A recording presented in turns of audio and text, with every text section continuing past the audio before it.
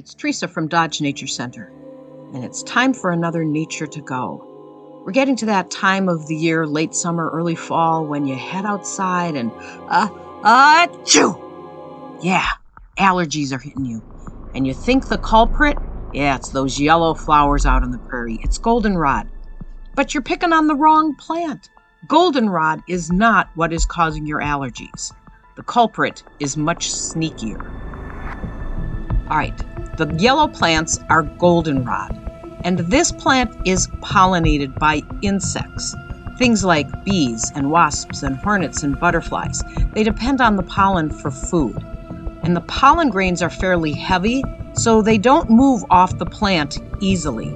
The insects will find this plant late into the fall, and so it's a very important plant for insects and their survival.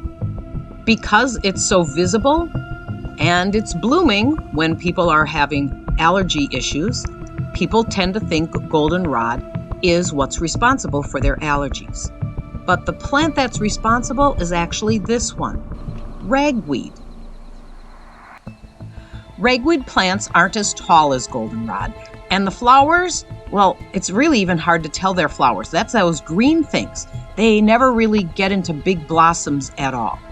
The leaves tend to be almost more fern-like. And the most interesting part is that the pollen for ragweed has to be moved by the wind.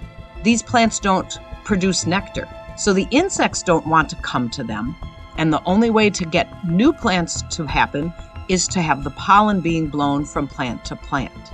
A single ragweed plant will produce over 1 billion pollen grains. And these are very lightweight particles, so they can be blown for miles, hundreds of miles, and they've even been found as far as 2 miles above sea level and 400 miles out to sea. So as you head out for that next walk, if you start sneezing, remember it's not the big yellow, bold goldenrod plants. It's that sneaky little green plant, the ragweed. Thanks for joining me for this episode of Nature to Go, and we'll talk to you again next time.